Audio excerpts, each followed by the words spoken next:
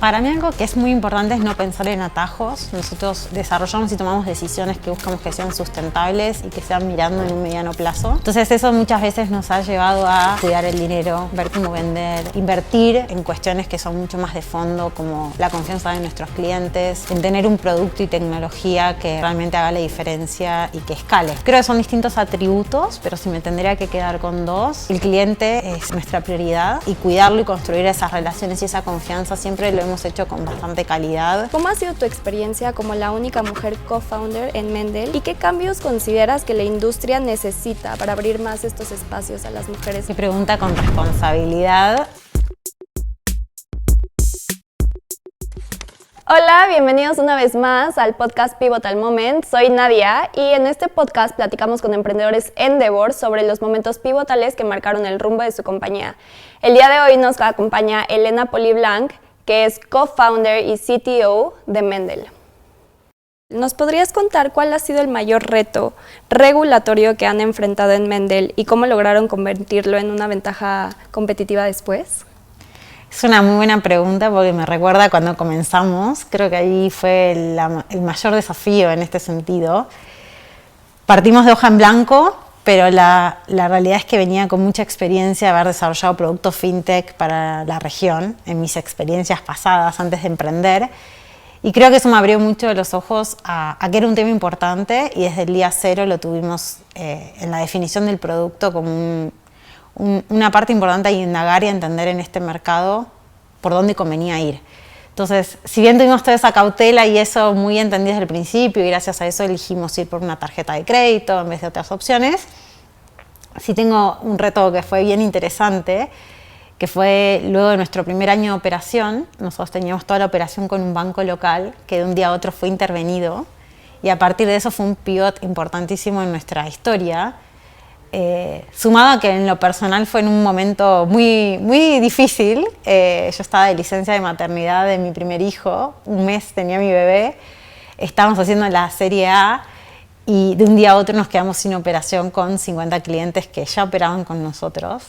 Y la verdad que fue un momento crítico, creo, en nuestra cultura y en nuestra construcción de marca y de confianza, que viéndolo hoy en perspectiva nos llevó a tomar decisiones muy rápidas y sobre todo a tomar como este pivot que al final terminamos nosotros integrándonos directamente con las marcas y tomando decisiones mucho más profundas, pero fue algo que nos aportó mucho valor a la cultura, porque a partir de eso siempre nos recordamos y dijimos, uy, si en este momento pudimos sobrevivir y en 30 días volver a tener operación, podemos con cualquier cosa.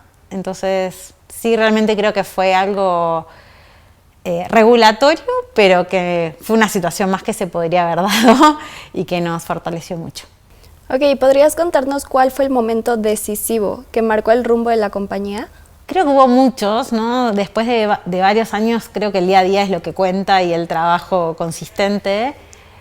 Pero algo que tengo muy presente fue siempre como nuestra flexibilidad a escuchar a los clientes y ver las oportunidades. Nosotros partimos emitiendo tarjetas de crédito y teniendo todo eso bajo nuestro control. Y en determinado momento nos dimos cuenta que había una oportunidad mucho más grande, incluso fuera de nuestros medios de pago, haciendo partnerships, entendiendo que podíamos crecer y expandirnos con aliados, como bancos, por ejemplo. Y creo que eso fue bien importante. No fue de un momento a otro, pero sí lo identifico en distintos momentos de nuestra historia donde las oportunidades justamente salieron de los clientes y de escuchar esas oportunidades y que nos podríamos haber quedado aferrados a nuestra idea o aferrados a lo que habíamos construido y que justo el poder verlo de otra manera nos ha permitido crecer y expandirnos mucho más rápido. Ok, fintech es un mundo muy competitivo, ¿cierto? Dentro de este mundo, ¿cómo ustedes manejan la presión de innovar sin cometer los errores que sus competidores han cometido? Para mí algo que es muy importante es no pensar en atajos. Nosotros desarrollamos y tomamos decisiones que buscamos que sean sustentables y que sean mirando en un mediano plazo. Entonces eso muchas veces nos ha llevado a cuidar el dinero, ver cómo vender, invertir en cuestiones que son mucho más de fondo, como la confianza de nuestros clientes, en tener un producto y tecnología que realmente haga la diferencia y que escale, ¿no? Entonces, creo que son distintos atributos, pero si me tendría que quedar con dos, el cliente es nuestra prioridad y cuidarlo y construir esas relaciones y esa confianza siempre lo hemos hecho con bastante calidad y poniendo lo personal también por encima del software o de la parte fintech. Y por otro lado, creo que también lo que tiene que ver con nuestro producto, somos una empresa de tecnología, nos ha permitido poder acompañar la innovación junto con la confianza de los clientes y de esas dos cosas sacar oportunidades de negocio. Ahora que nos dices que los clientes son lo que mueven a su compañía, ¿cómo le presentan estos pivots? ¿Cómo es la comunicación con ellos? Siempre cuando tomamos decisiones drásticas o importantes que han marcado como un nuevo camino, ha sido justamente de una construcción con los clientes. Creo que el resto de las transiciones fueron más bien naturales, ¿no? Cuestiones que fuimos encontrando oportunidades de negocio y donde el cliente formó parte de esas decisiones o que el mismo cliente nos trajo esas oportunidades donde fuimos como pivoteando o incrementando nuestra propuesta de valor. Sí, así como algo importante que hayamos tenido que voltear y decirle al cliente, creo que ese caso fue así como bien crítico, pero después en la historia no nos ha pasado más bien que decir, ok, mira, creemos que va por acá y te invitamos a que pruebes esto nuevo, o mira, sabes que también lo podemos hacer así a partir de ahora. O sea, mucha comunicación y siempre con sinceridad y buscando en esa confianza y en esa construcción con el cliente. ¿Cómo haces esta diferencia de saber qué es lo que tienes que hacer? Si seguir persistiendo con el mismo modelo de negocio que ya tienes o pivotear a otro. Qué gran pregunta. Algo que creo que para mí es importante es tratar de siempre tener una mente abierta y mucha flexibilidad al cambio. O sea, naturalmente es algo que me gusta, disfruto del cambio, disfruto el riesgo. Entonces creo que eso nos ha ayudado. Y siempre viéndolo que por delante puede haber algo mejor, ¿no? O sea, creo que sí soy una persona muy optimista y que eso me ha llevado a tomar decisiones animándome simplemente. Y creo que algo que nos ayuda también es mucho, tenemos claro que queremos hacer un negocio, que queremos entregar el mejor valor y que eso va a implicar cambios y no enamorarnos ni de una idea ni de un plan que hoy nos puede funcionar pero que tal vez mañana no.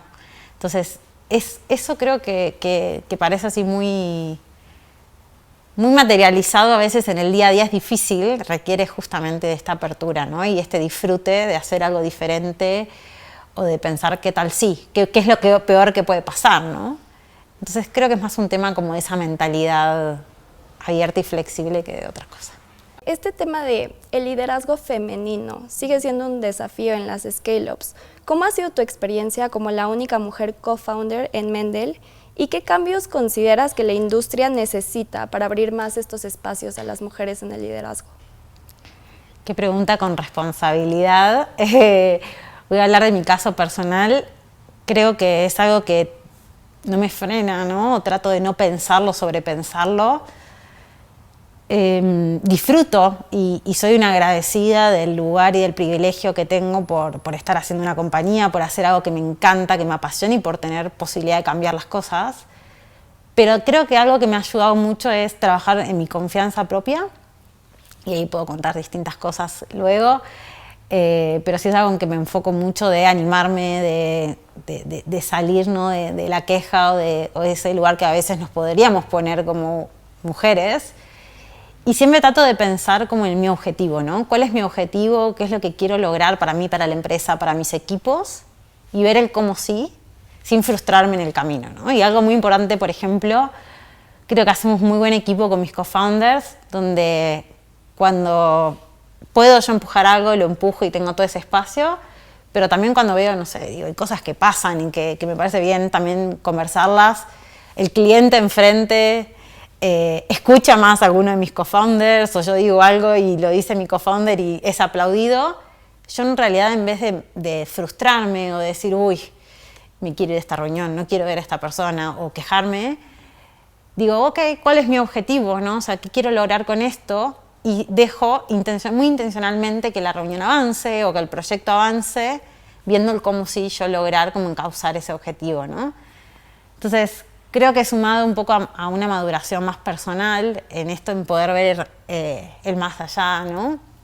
Y el evitar esa frustración, junto con un trabajo muy importante en mi confianza propia, me ha ayudado a sacar lo mejor de mí. Claro, por lo que me dices, el rol de emprendedor puede llegar a ser muy demandante y a veces solitario. ¿Podrías contarnos más sobre estos hábitos que has creado para tu bienestar personal? La verdad que lo he llevado muy naturalmente y sobre todo escuchando mucho mis necesidades o las cosas que siento que a veces me frenan. Estoy haciendo coaching, que fue una referencia de una amiga co-founder también, mujer, en otra empresa.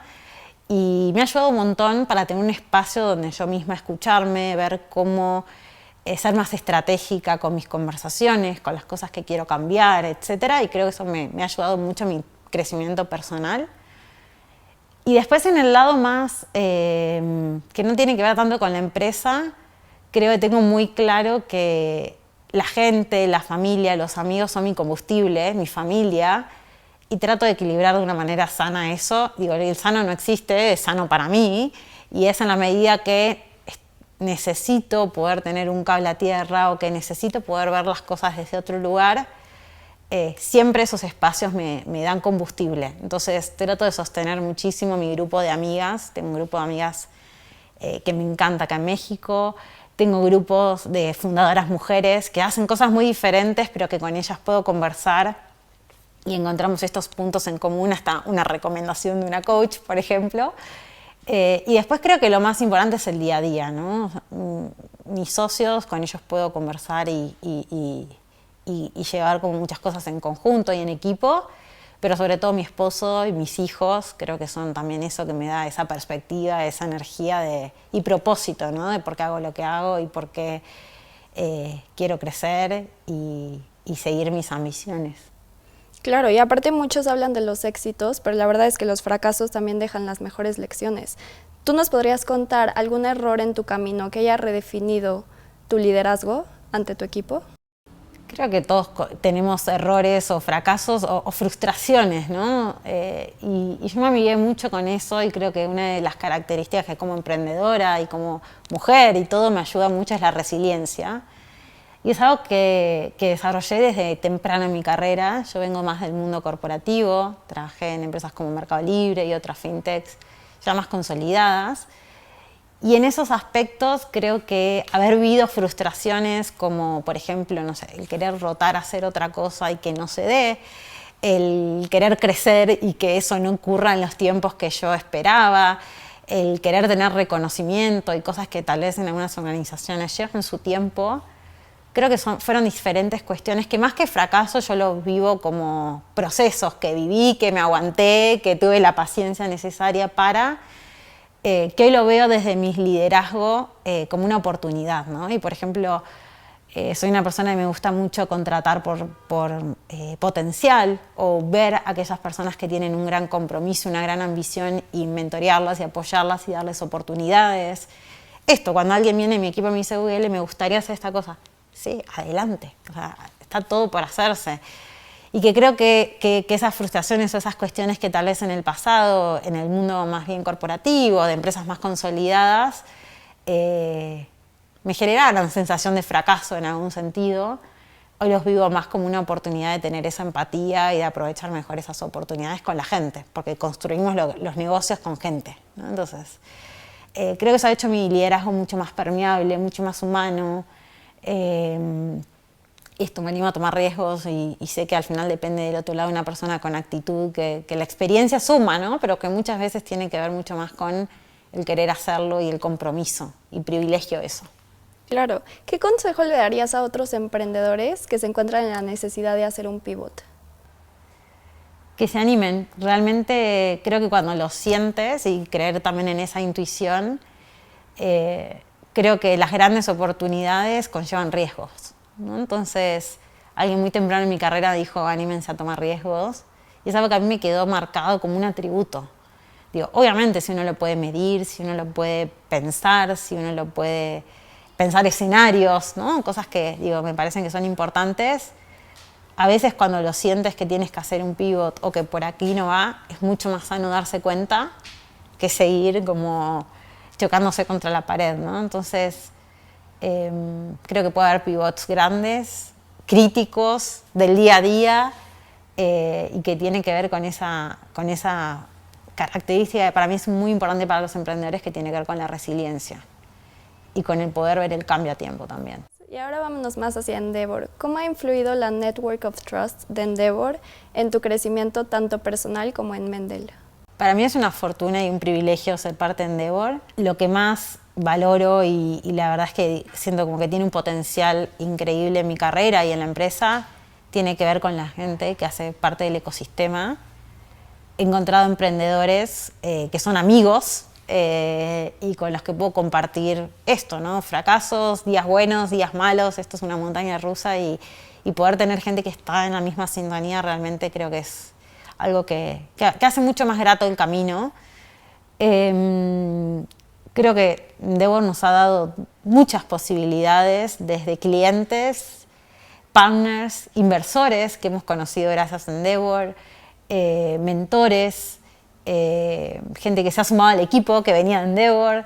Así que lo veo como un 360, donde de alguna manera creo que es un aliado clave. Y en particular en lo personal, digo, yo soy extranjera, ya llevo aquí en México casi 4 años, pero he venido partiendo desde cero y para mí Endeavor fue en ese sentido como una red de contención, ¿no? En el sentido de poder encontrar amigos, gente que estaba en la misma, mentores, que fui desarrollando acá en gran parte gracias a Endeavor. Ok, muchísimas gracias. Y ya para cerrar, ¿nos podrías hacer una recomendación de un libro que para ti sea muy importante en el ecosistema emprendedor y por qué te gustaría recomendarlo? Me encanta esta pregunta porque aparece siempre en las entrevistas y yo soy muy sincera. Realmente me encantaría tener mucho más tiempo para leer. Hoy soy una persona mucho más de la acción y de la parte social. Si leo o es encontrarme con una persona, tomar un café, prefiero tomar un café con una persona y poder tener ese ida y vuelta. Pero si pienso en los libros que he leído que me marcaron en el pasado, y ya casi no leo, tengo 2 niños, la empresa, familia y muchas cosas. Un libro que creo que me ha abierto mucho la cabeza fue Good to Great, que fue un libro que leí estando en la corporación y que me abrió esta ventana de decir, ok, hay cosas que hacen la diferencia para que una empresa destaque. Y eso ha abierto una curiosidad por el mundo de los negocios y este mundo empresario en mí en ese momento tan temprano, incluso cuando trabajaba en el mundo más corporativo, que sí lo recomiendo leer, porque me parece que con ejemplos prácticos de empresas que hoy resuenan en todos, llevan casos concretos de esto, ¿no? de la posibilidad de tener éxito.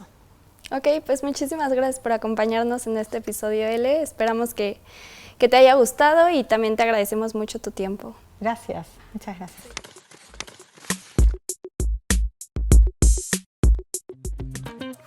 La clave no es evitar los desafíos, sino estar preparado para darles la vuelta.